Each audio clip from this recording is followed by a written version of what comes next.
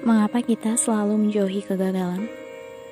Mengapa kita selalu ingin sukses? Apakah kegagalan itu haram dan gak boleh? Apakah menjadi manusia itu wajib sukses? Apakah kita akan selalu gagal jika sudah sekali saja gagal? Mengapa gagal selalu dianggap negatif? Setelah saya menjalani hidup, saya menyadari bahwa hidup senantiasa gagal dan berhasil. Gak stuck di salah satu kata aja. Itu artinya kita tidak bisa menghindari atau mempertahankan salah satunya saja. Sekuat apapun kita berusaha, mencoba, keduanya akan saling bergantian mengisi hidup. Kegagalan dan keberhasilan adalah satu variasi hidup, layaknya varian warna biru dan kuning. Lalu apakah ada yang lebih superior dari kedua warna tersebut? Tidak ada. Namun, seringnya kita, termasuk saya, senang sekali melabeli sesuatu. Bahwa kegagalan bersifat negatif dan harus dijauhi, sedangkan keberhasilan bersifat positif yang harus selalu digenggam. Ketika saya mengatakan ini, apakah saya sedang meminta kamu untuk menjadi manusia yang malas, tidak bekerja keras dan pasrah? Tentu tidak. Kita akan membahas bagian lain dari kedua kata ini.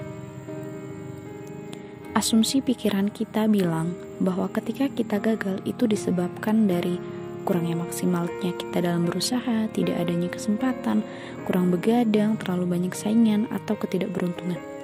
Ketika hal-hal ini memenuhi pikiran kita, maka seringnya selalu ada alasan untuk menyalahkan masa lalu, diri sendiri, keadaan, bahkan orang lain.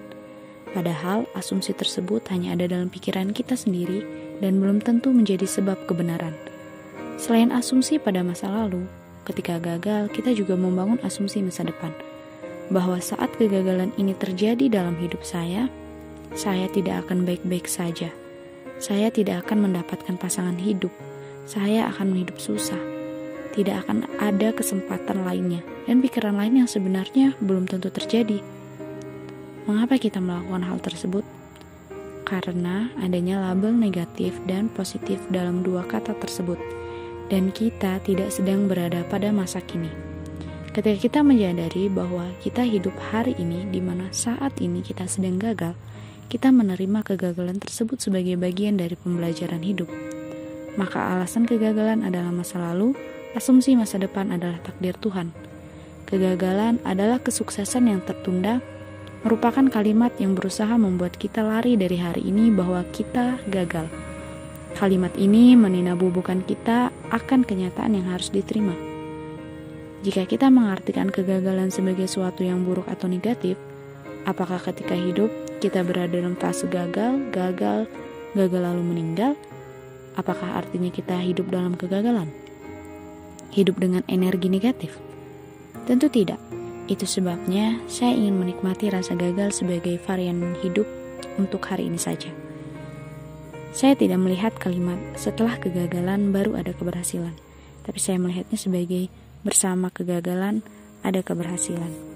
Misalnya begini, saat saya gagal dalam ujian SNMPTN, maka sebenarnya saya telah berhasil menjaga kesabaran saya dalam belajar atau ketekunan saya dalam menyelesaikan soal.